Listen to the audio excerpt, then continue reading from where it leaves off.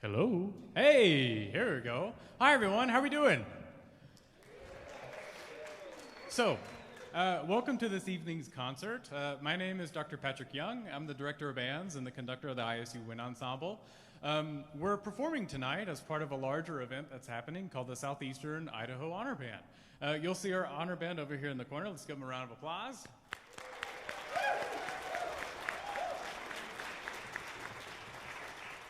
I'll tell you a little bit more about the honor band when it gets to that portion of the concert. The ISU Wind Ensemble is going to open the show. We have 3 selections to perform tonight, and then we'll do a quick stage transition, and then we'll go to the honor band. So the 3 pieces that we're going to be playing for the ISU Wind Ensemble portion, the first piece is called Hurry. And I want you to imagine for a second the first time you ever went to a fair or to a festival. Hurry is supposed to bring the excitement. Yeah, it's going to be the hurry, the fast heartbeat of going to the fair for the first time. Imagine the first time you saw a Ferris wheel and you smelt a funnel cake and all those great things that we love about fairs and festivals and potato on a stick, I've heard with the Eastern Idaho Fair. And then the second thing on the concert, the second piece on the concert we're going to perform is a Tchaikovsky piece called Dance of the Jesters, and we're going to be playing a transcription of that by Ray Kramer, a famous band conductor and composer. Dance of the Jesters literally translates to Dance of the Buffoons, was actually a part of a larger opera. It's incidental music and ballet, and incidental music is essentially if something were to go wrong, we have a piece to play. Right? Imagine if someone falls and breaks their leg. Okay, band, keep the audience engaged. That's going to be incidental music. So that's going to be a quick one called Dance of the Jesters. And then the last one that we're going to be performing is Clown Act. Clown Act. It's a contemporary march, but it's tonal, I promise. It's a really, really fun march. And the reason why I call it contemporary is because we're going to blast a clown out of a cannon. So you're going to hear in the middle of the piece the cannon getting raised inch by inch by inch. You'll hear the bass drum boom. That's going to be the cannon exploding. And then we're going to hear the clown, and we're going to think he's going to fall. Trust me, you're going to hear the band think he's going to fall. But the clown lands on a horse and takes off. So I hope you enjoy our 3 pieces. Hurry by Kataj Copley, Dance of the Jesters by Tchaikovsky with the transcribed transcription by Ray Kramer. And then we're going to close with Clown Act by Thomas Kaline. So please enjoy the ISU Wind Ensemble portion of the concert. Thank you so much for attending tonight's show. Thank you.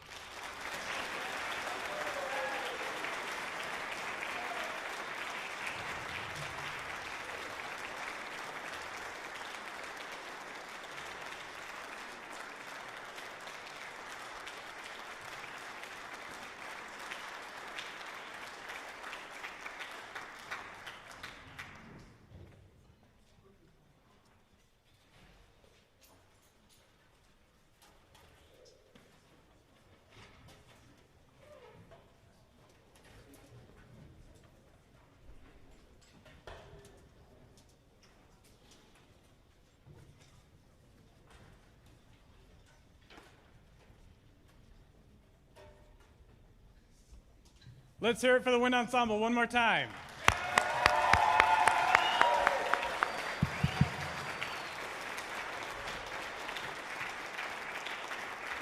Just a quick stage change, and then we'll be right back at it in about 5 or 10 minutes. High school students, be ready. Be ready.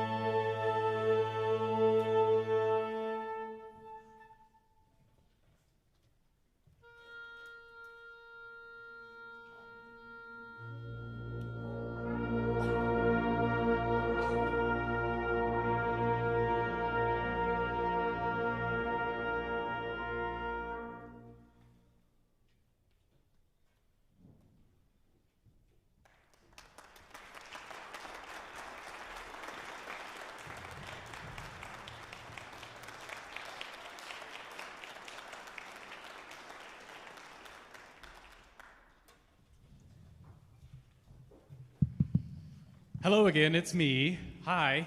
Welcome to the second half of the concert featuring our Southeastern Idaho High School Honor Band. Let's give them a round of applause.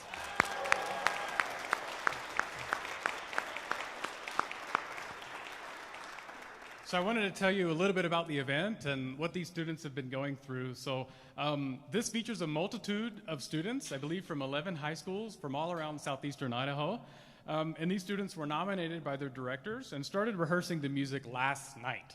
So they've only had really 2 big rehearsals, which was a rehearsal last night and this morning, and then we ran through the music right before the show. So I think that deserves a round of applause. That is awesome.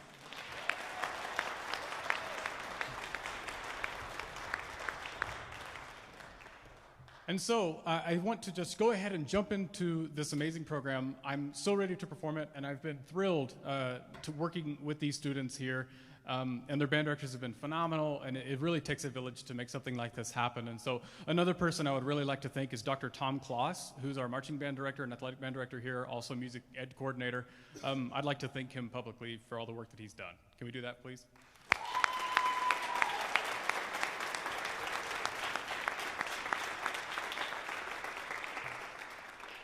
So the first piece on the program is Chasing Sunlight by Kate Nishimura. And I'll just read to you some program notes that she has. Chasing Sunlight was inspired by the experience of driving west into the setting sun, as if trying to keep up with the Earth's rotation to catch the last few rays of sunlight before dusk. The steady eighth note motive you'll hear in the beginning is throughout the entire piece, which represents a sense of urgency, while the soaring lyrical lines depicted this warmth of sun and the radiance that sets over the sky. Just as the sun will always set, humans must accept the impermanence of all things in life and must make the most of every opportunity before it is past too late. Chasing Sunlight also represents the ongoing pursuit of these activities throughout our daily lives. The second piece on the program is Fantasy on a Japanese Folk Song by Sam Hazo. This folk song tells the story of a Japanese girl who is given a music box by her mother and father when she is just a child. The music box played the Japanese folk song Doyo, or child song, titled Tsunayama. As a young girl, this music box always provided a sense of comfort and solace during her trying times. When she becomes an adult, she falls in love with an American and faces the choice of staying in her Japanese village or marrying and going back to America with him. She is so much in love with him that she chooses to leave. However, she later realizes the need to feel closer to her culture, and part of her always wonders if there was a life for her in Japan. As time goes by, this sense of conflict, which was more easily suppressed in the beginning because of the excitement, surfaces with more intensity, proving that only in a woman's heart can there exist inner love and an inner war simultaneously. Balancing her love for her husband with her love for her culture she left behind gives way to painful episodes throughout this piece. During these moments, her only method of coping and providing herself a sense of solace is to lock herself away, open the music box that you'll hear represented by the glockenspiel in our flutes, is to open that music box and to reflect on her time as a child.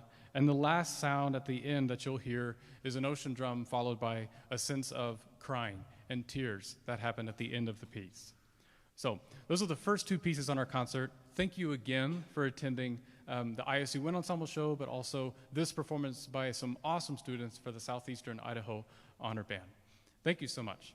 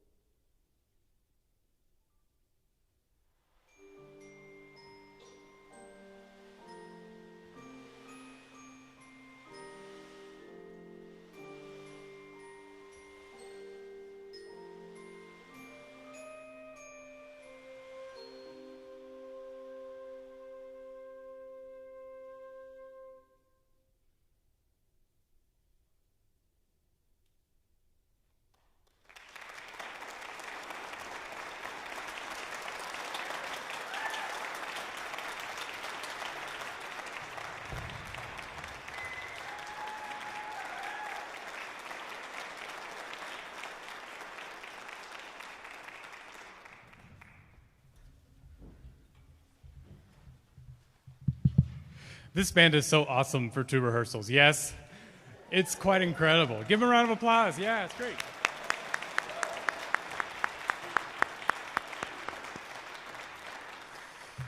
So the next two pieces on the program, the first one that we're going to play next is "O Ye That Come the Lord" by Coleridge Taylor, a mixed-race African-American composer from the United States and Europe. And this transcription was done by Cherie X. Williams. The tune was originally published in 1892 and was originally scored for choir and organ. This is a short anthem based on Psalm 97:10, which exhorts the believer to hate what is evil. For me, speaking from Cherie's perspective, transcribing the piece meant having the opportunity to give a further voice to Coleridge Taylor and both an influential human and genius musician. It is my hope that performers and listeners alike are inspired by this work and the legacy of Samuel Coleridge Taylor.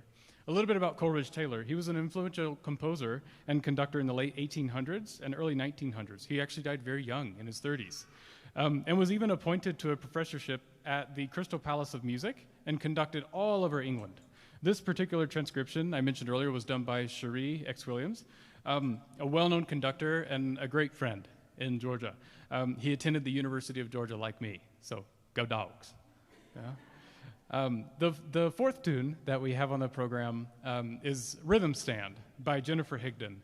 And Rhythm Stand pays tribute to the constant presence of rhythms in our lives, from the pulse of the heart beating to the rhythmic sounds of the world around us, like trains and buses and motorcycles. Celebrating the regular order we all experience, Jennifer Higdon incorporates traditional and non-traditional sound with a 4/4 meter American-style swing to heighten students' awareness and enhance their creativity. And in my personal opinion, this piece uses a lot of pencils and finger snapping.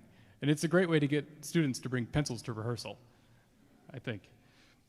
Organized in a unique compositional fashion, this work invites students to explore multiple ways of different sounds and how to make music.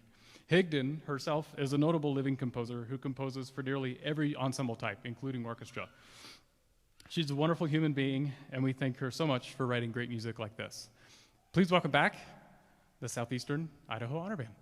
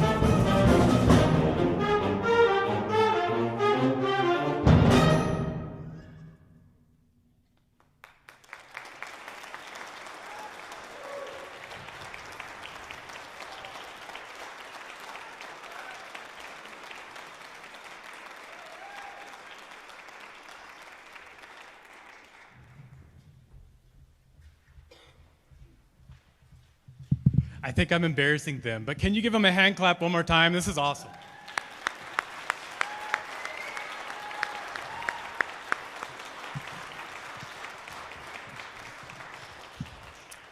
Again, I just want to say how big of an honor it was for me to work with these students over the past couple rehearsals. They have been super focused, they've been attentive, and it makes me happy to see that music education is just continuing to thrive in Southeastern Idaho. Yeah, that's amazing. Yeah, sure, yeah. So for the last tune tonight, The Liberty Bell by John Philip Sousa. This is just a particular arrangement of it, but actually the march was composed in 1893, and within 1 year there was a piano solo, a piano duet, an orchestra arrangement, a band transcription, banjo, guitar, mandolin, and zither. That's awesome. It was like the most well-received march that Sousa could have ever hoped for, and the title of the piece resulted from Sousa and his manager seeing a huge painting of the Liberty Bell during a show in Chicago.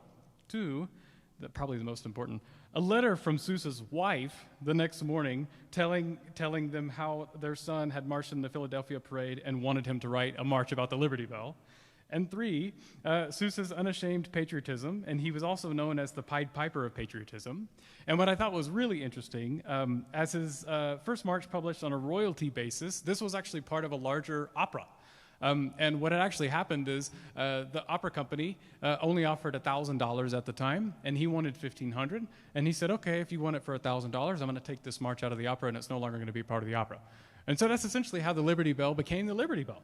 And because of this, he sold the Liberty Bell as a completely separate piece for $40,000. And yes, I did look up inflation rates for $40,000 from 1893, and that's $1.4 million today, is what he made on one piece of music, which I thought was absolutely incredible. Later in his life, he told Herbert L. Clark, a famous trumpet player, that he had made some $15 million on this piece and band transportation, and spent $13 million on salaries as part of the President's Own Marine Band. Yet he still died a very wealthy man. And for those that don't know, the original director of the President's Own Marine Band, being John Philip Sousa, he ran that himself. It was not government funded. And right now we're struggling through government funding, as you know, on TV. Support our military bands, folks. Yeah, just like you would support our troops, support our military musicians. You agree with me? Huh?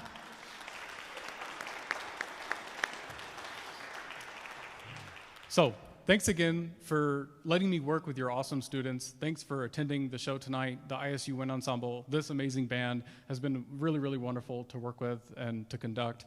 And we hope to see you again next year. Yeah? Thank you so much for attending, and please give them another round of applause.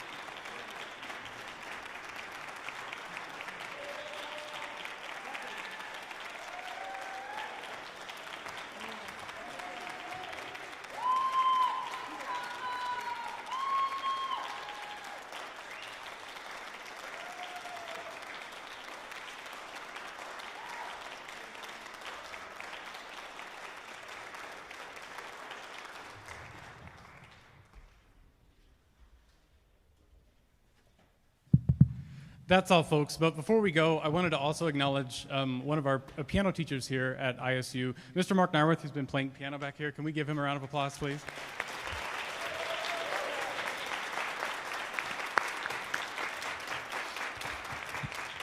Okay, folks, drive safely. Thank you so much for coming again. Maybe one more round of applause for our honor band.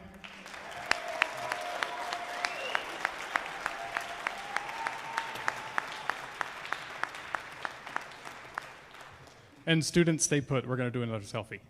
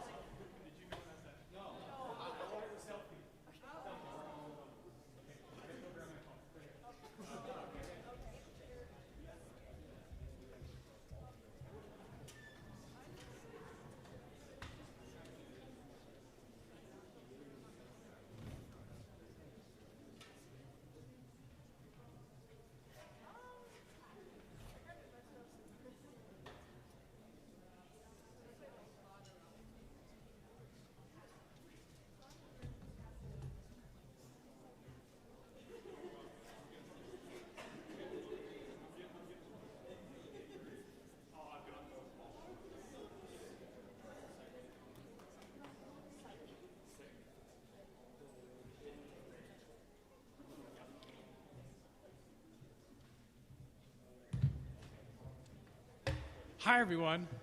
Say cheese.